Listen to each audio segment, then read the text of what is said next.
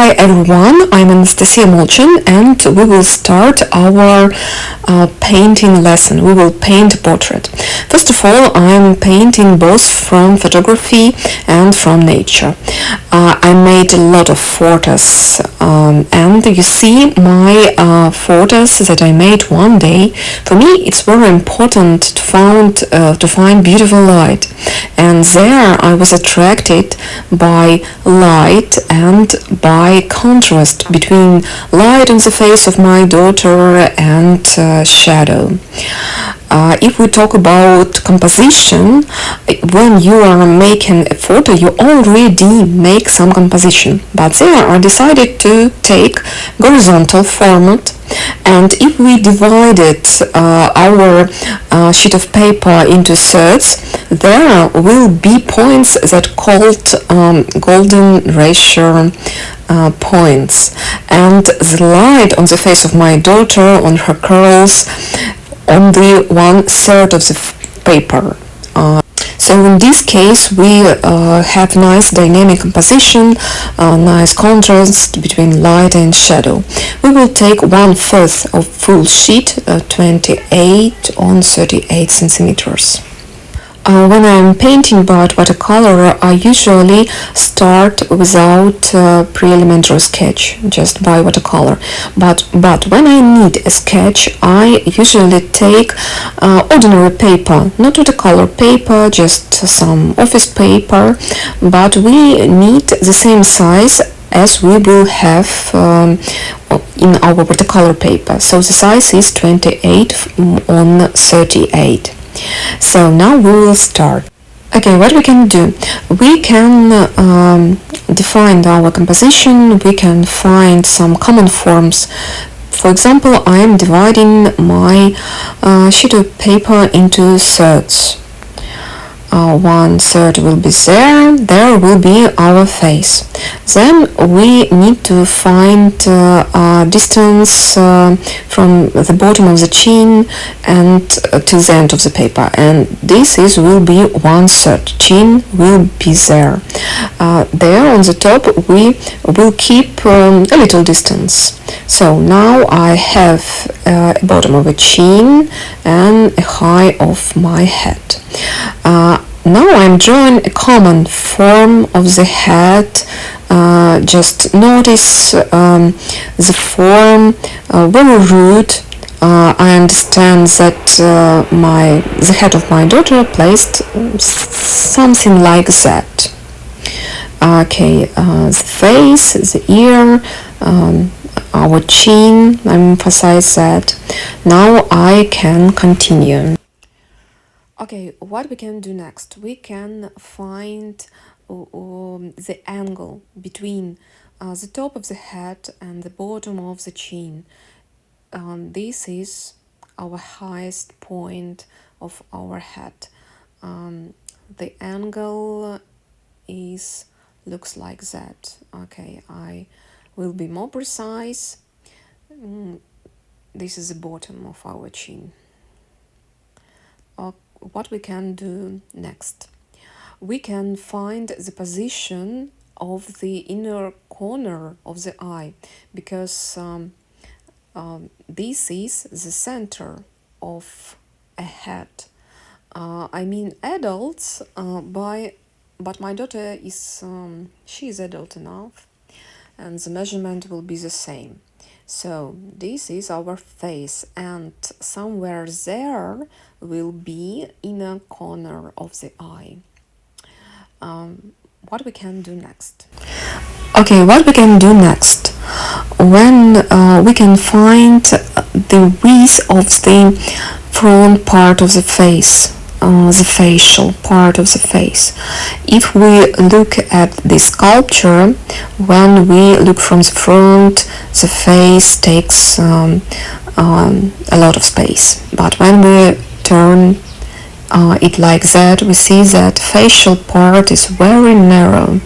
So we can measure that on our model, and the end of the brow, yes, the ear and the bottom of the head, I mean the nape our head. So 1/3. 1/3, it is a measurement. Our facial part is taken 1/3. And if we look carefully at this distance,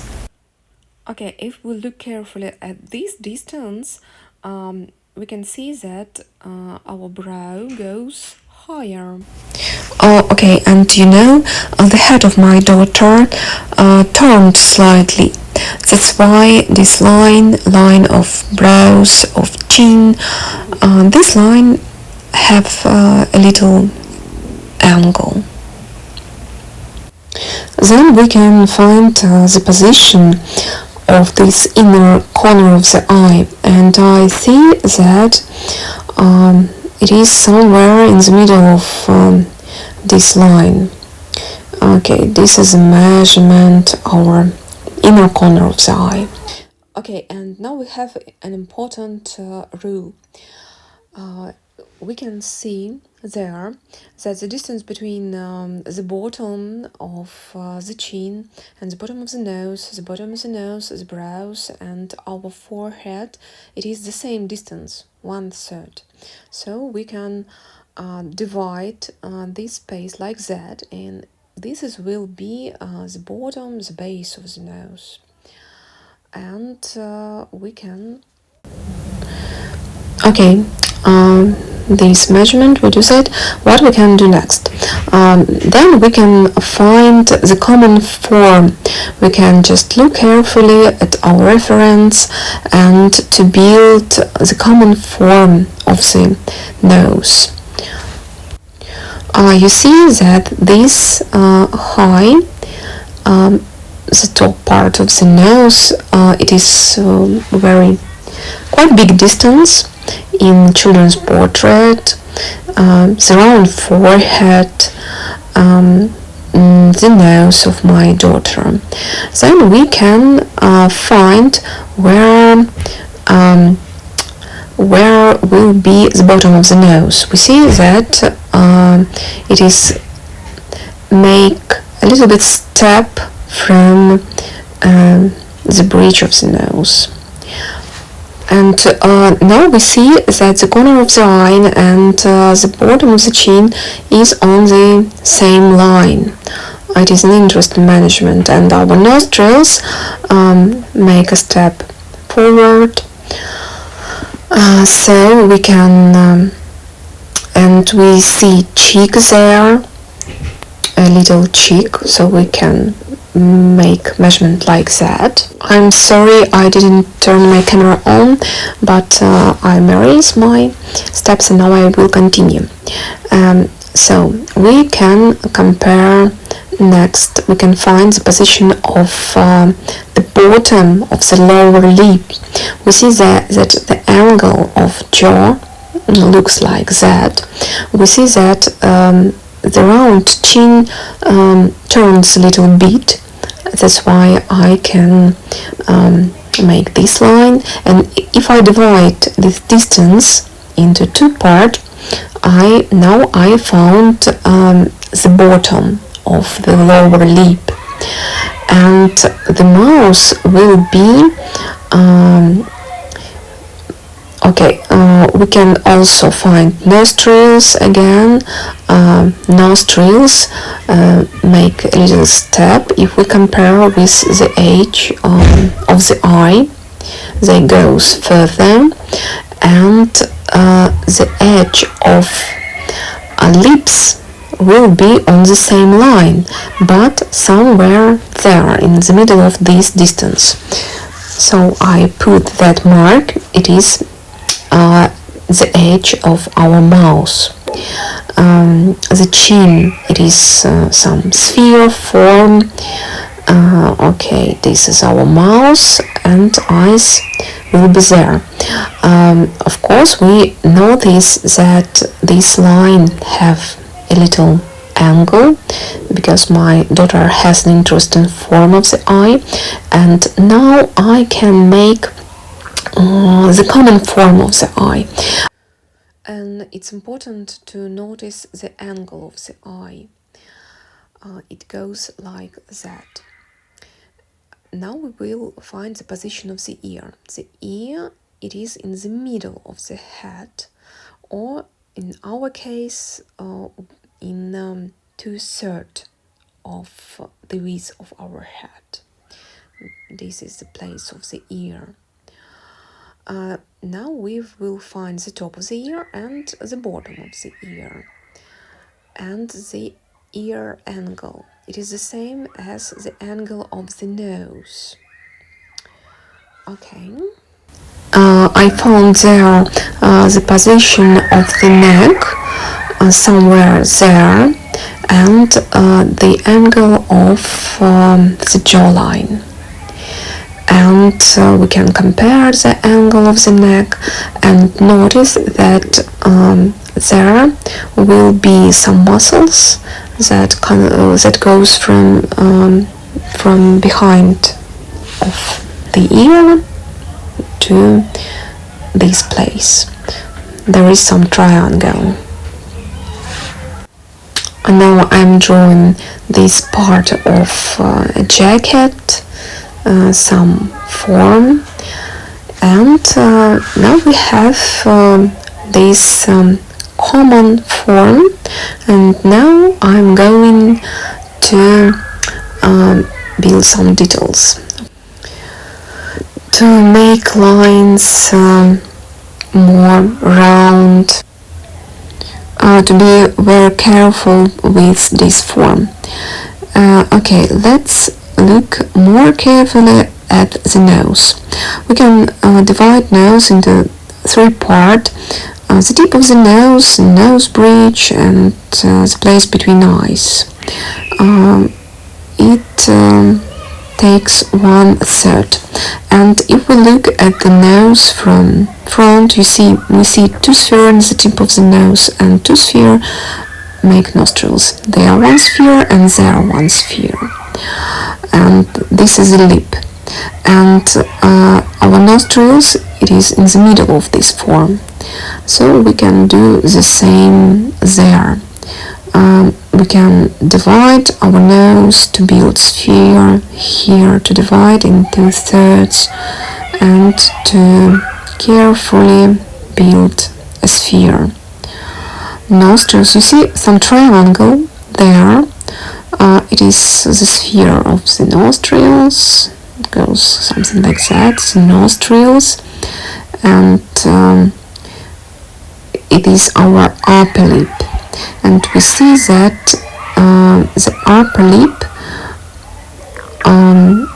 has an interesting form. Okay, if I put down this line from nostrils, I will find the bottom of the lower lip, this right angle. So now what about our brows and eye socket?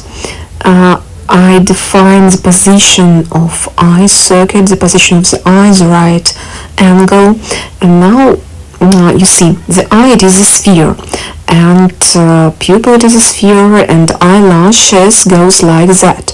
If we see it from backside, we see it as sphere and triangle. This is upper lid, lower lid, and our eye. In our case, we see some ellipses there. Okay, if you even see there, eyes look like that from front, and like triangle from side part. And this part, we don't see that, but we see a little bit difference in tone in our photography. So I will try to draw that. Okay, the upper lid goes like ellipse, and the top of upper lid, our sphere of the eye, pupil, lower lid. Okay, what else? This corner of the eye and this part of the eye that we don't see, but it is. And the right form of eye socket, the right form that will be in shadow, here will be light. I will try to make my lines more accurate, and I notice that I need to correct the form of nostrils to make lines more round. What about brows actually? If we look at brow, we see how it is changes from one point of view to another, and see this little form, not triangle but something like that. We see it on photo, and brows from side view look like that. Okay, our nostrils again. Okay, somewhere there it is the edge of the eye. Eye socket, bridge of the nose, again pupil. Okay, what about lips? The lips also, it is a sphere form. Upper lip, it is one sphere, lower lip, two spheres. And the line between them goes like that, and from side we see our nose, nostrils, and the sphere of upper lip, and the sphere of two spheres of lower lid. And the line between lips, it's not a straight line, but it is a part of sphere. So sphere of upper lip, it is a sphere, and the sphere angle goes like that. Okay, and this is a form of our upper lip. Lower lip, it is a sphere too, so there will be chin. Okay, this is the corner of the mouth. What else? What about chin? Our chin, it is a sphere too, you see there. And from a side view, this is jawline, this is the front part of the sphere, and I will try to do the same. Okay, it is a sphere, it is the front part of the sphere. Okay, lower lip. What about our hairs? If we divide this space in two, we will find the position of hair curls. Jawline, I think that need to go like that. And now I am comparing our photo. Okay, I think that the ear should be there, because cheek is quite big actually. There are some curls. Okay, I will try to understand. Maybe I need to do the upper lip in some other way to make more precise my line. The tip of the nose not so big, so I'm comparing with original photo, but okay, we need to build some details. It is light goes there, light goes there, light will be there. Okay, what about our ear? I will build some details, not so much, because our ear in the shadow. I can just guess the form of the ear, but I think it is enough. What about neck? Okay, I can define my curls, because curls important. It is create some rhythm, and there is another curls, and you see that I try to understand where shoulders should be. The right shoulders there, this is a part of the clothes. Okay, it goes like that. There will be some curls. I will paint it by watercolor, the mouth of the colors, and they are the same. Okay. What can we do next? We need to maybe to draw some details to make these lines softer, to compare with originals, to make lines more curvy, to make all forms softer, more softer. I compare the part in the dark, light parts. I think that chin should be a little bit smaller. Okay, our hairs. I try to find some rhythm in lines. You see, there are some rhythm in very small details. I can compare upper lip with original and so on.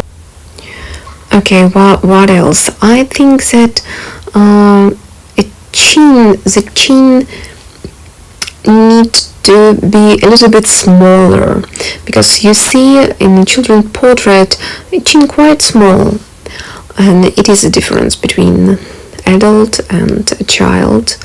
Okay, the position, I check my position of the chin, position of nose. You know, the tip of the nose need to be bigger, because yes, it is a children's portrait.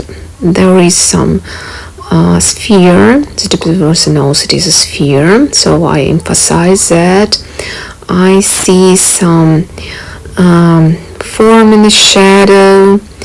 I try to understand, maybe I need to make a nostrils bigger. In drawings you need to be accurate and always compare your drawing with original. I think that upper eyelids, I need to do it bigger, lower lid. Okay, I will compare my drawing with originals and again compare and try to correct something. The smaller chin, okay, the curls, I will see that there is some rhythm of the line, rhythm of the curls. The angle of nose is the same, there in the same angle, so it's beautiful to see that how small things connected with each other. Okay, again, this is I see some connections between these small lines, like some rhythm there, some rhythm there, the angle of the necks, the angle of the curls, it is the same. Okay, again some curls, then the nape of the head, the bottom part of the head, it's also a very important part. Okay, this part of my daughter's clothes, I build some details. Okay, the ear, the angle of eye, you see the same angle there, the same angle is there. There is written everywhere. I soften upper lip. Okay, I think that I can stop, you know. You can be more accurate in details. For example, this is a drawing that I built it, and the chin there is smaller. When you paint, you will get always something different with the same subject. Okay, this is in shadow, this is light there. I compare with original, the eyes get connected with our nose. So I think that I can stop. My lines is quite bold, and I can transfer my drawings to the watercolor sheet of paper. Now I will, so you can make these drawings at home, and then we will start our lessons. I will give you watercolor paper, and I will bring this light tablet, and you can transfer your drawing like that, just using very thin lines, big accurate, again compare with original, and by this way we can transfer our drawings, and lines will be very narrow. And at our lesson we can start from painting, from watercolor. So thank you. Okay, you can prepare drawing, but in any case I will bring my pencil sketches and you can use them. So on my masterclass we will start with watercolor. See you soon. Goodbye.